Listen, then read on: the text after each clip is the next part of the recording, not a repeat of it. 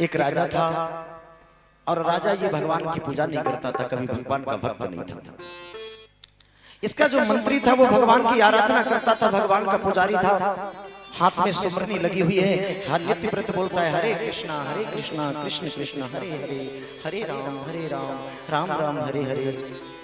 अब नित्य व्रत ये भगवान का भजन करता है। राजा ने एक दिन पूछ लिया, मंत्री जिस भगवान का तुम भजन करते हो वो भगवान कहाँ रहता है, क्या करता है और कैसे मिलेगा।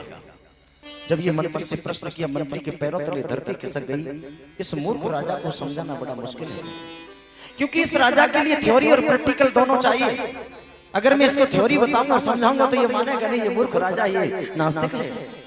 कहने लगे, राजन आपका प्रश्न बड़ा कठिन है और इस प्रश्न का जवाब मैं अगले दिन की सभा में दूंगा, अगले दिन की सभा में दूंगा। कह दिया, इस प्रश्न का जवाब मैं अगले दिन की सभा में दूंगा। और मंत्री बेचारे घर चले गए। जाकर के चारपाई पर बैठ गए, चिंतन करने लगे, विचार करने लगे। राजा ने एक प्रश्न किया था कि जिस भगवान का तुम भजन करते हो वो भगवान कहाँ रहता है, क्या करता है और कैसे मिलेगा। 1 घंटा हुआ, 2 घंटे हो गए, 3 घंटे हो गए, विचार करते रहे, प्रश्न का हल नहीं ढूंढ पाए। उधर संध्या का समय हो गया। पत्नी बोली, बेटा अपने पिताजी से बोलो भोजन कर ले। अब बालक गया, बोले पिताजी भोजन कर लो, माताजी बोल रही है। कहने लगे, बेटा मैं आज व्यस्त हूं, मैं विचार कर रहा हूं, चिंतन कर रहा हूं, आज नहीं। बोले, पिताजी मैं आपको देख रहा हूं, आप 4 घंटे से किसी चिंतन में खुए हो, क्या सोच रहे हो पिताजी।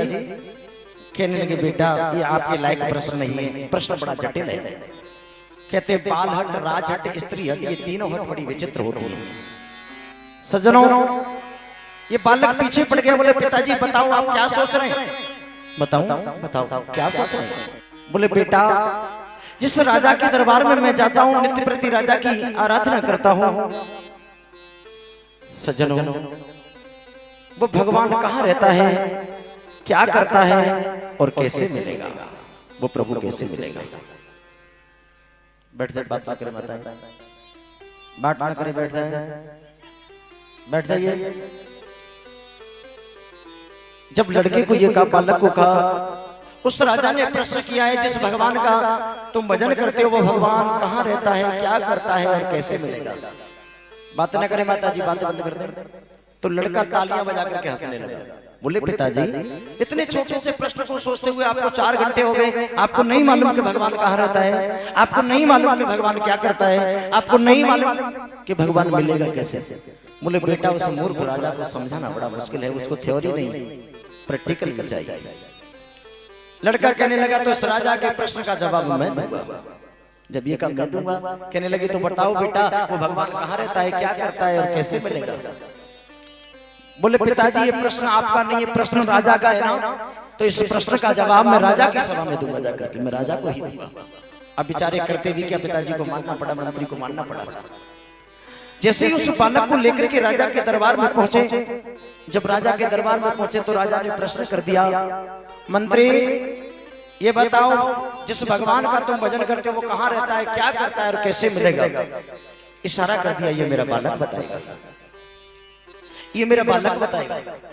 कहने लगे, बताओ बेटा जिस भगवान का तुम भजन करते हो वो भगवान कहाँ रहता है, क्या करता है और कैसे मिलेगा। उस बालक ने बड़ी सुंदर बात कही, राजन मैं आपके दरबार में पहली बार आया हूँ या पहले कभी आ चुका हूँ। बोले, नहीं बेटा पहली बार आया। बोले, जब मैं आपके दरबार में पहली बार आया तो आपने भोजन पानी का नाम नहीं लिया, एकदम प्रश्न कर दिया। पहले आपको ये पूछना चाहिए क्या खाओगे, क्या पियोगे। सज्जनों, राजा शर्मिंदा भयो, राजा को थोड़ी लज्जा आई। राजा कहने लगा, बताओ बेटा क्या खाओगे, क्या पियोगे। बालक ने कह दिया, बतासे पड़ा हुआ दूध पीऊंगा। दूध के लिए कहते हैं, बतासे पड़ा हुआ दूध पीऊंगा। राजा था, ऑर्डर कर दिया नौकर को। नौकर बतासे डाल करके दूध को लाया और वो पात्र जाकर के लड़के को पकड़ाया, बेटा ये लो दूध है। अब मेरे भाई बहन, वो लड़का उस दूध में अंगुलियों से बतासे ढूंढ रहा है। बोलो, अंगुलियों से बतासे दूध में मिल जाएगा क्या। कहाँ गए, बतासे है ना, लेकिन अंगुलियों से ढूंढ रहा है, क्या अंगुलियों से उस दूध में बतासे मिलेंगे। कहने लगे, राजन आप भी झूठ बोलते हो और आपका ये नौकर भी झूठ बोलता है, इस दूध में बतासे है ही नहीं, इस दूध में बतासे। राजा बोला, अरे मूर्ख बालक, दूध में बतासा पड़ते ही दूध के कड़कड़ में बतासे घुल गए। जब तू दूध को पिएगा तो पता लग जाएगा दूध मीठा है। कहने लगे राजन मैं मूर्ख नहीं हूं, मुझे लगता है कि आप जरूर कुछ न कुछ मूर्ख हो।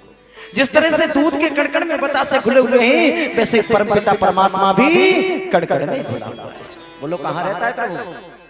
कहाँ रहता है? कि हर जगह मौजूद है पर वो नजर आता नहीं, योग साधन के बिना कोई उसे पाता नहीं। कहाँ है परमात्मा? बोलो हर जगह है, हर जगह परमात्मा है, जर्रे जर्रे में परमात्मा है सज्जनों। बोले बेटा मैं आपके एक प्रश्न से संतुष्ट हो गया कि भगवान कण-कण में रहता है, हर जगह रहता है, लेकिन ये बताओ प्रभु मिलेगा कैसे? कैसे मिलेगा? बोले राजन ये बताओ, आपने ये दूध देखा है ना? हाँ। आप ये बताओ इस दूध के अंदर मक्खन कितना है और छाछ कितना है, और बता दीजिए राजन। बोले ये तो कोई नहीं बता सकता। कब बताएंगे? बोले पहले इसको गर्म करना पड़ेगा, फिर इसको जमाना पड़ेगा, फिर माताओं से कहकर के इसका मंथन करना पड़ेगा, मथनी से इसका मंथन करना पड़ेगा, तो उसमें से छाछ अलग हो जाएगा और मक्खन अलग हो जाएगा। कहने लगे ठीक उसी तरह से।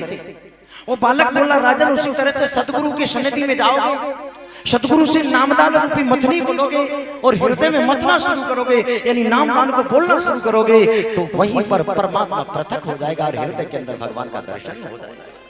बोलो कहाँ होगा भगवान का दर्शन? हृदय में होगा। कहने लगे राजन ये बताओ ये बीज है ना? हाँ। ये जो बीज है इसमें ये बता दो कितने बड़ा वृक्ष बनेगा, कितना पौधा होगा, कितना तना होगा, कितनी टहनियां होगी, कितने फूल आएंगे, कितने फल आएंगे? बोले कोई नहीं बता सकता। बोले राजन ये बताओ बीज से ही वृक्ष बनेगा? बोले बिल्कुल बनेगा। इस बीज से ही फल आएंगे? बोले बिल्कुल आएंगे। बोले बता क्यों नहीं सकते? क्यों नहीं बता सकते?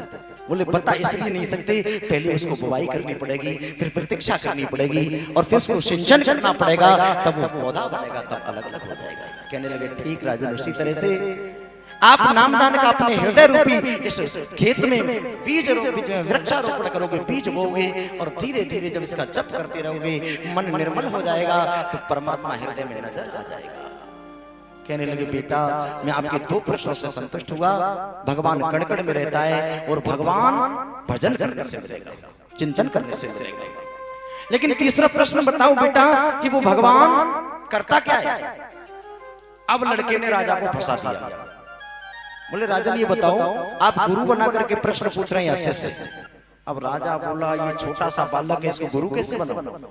अगर इसको गुरु नहीं बनाया तो ये प्रश्न नहीं बताएगा, कहेगा गुरुजी तो आप प्रश्न बताओ। अब राजा को प्रश्न पूछना था, राजा जिज्ञासु था। कहने लगे बेटा मैं तुम्हें गुरु बना करके प्रश्न पूछ रहा हूँ। बोले गुरुजी नीचे खड़े हैं और चेला सिंहासन पर बैठा है, राजगद्दी पर बैठा है और प्रश्न पूछना चाहते हैं। गुरुजी खड़े और चेला से प्रश्न पूछ रहे, यानी गुरुजी जमीन पर खड़े और चेला सिंहासन पर बैठा है, प्रश्न पूछना चाहता है। पहले उतरो जमीन पर बैठो और मैं इस गद्दी पर बैठूंगा, प्रश्न का जवाब दे दूंगा क्योंकि मैं आपका गुरु हूं।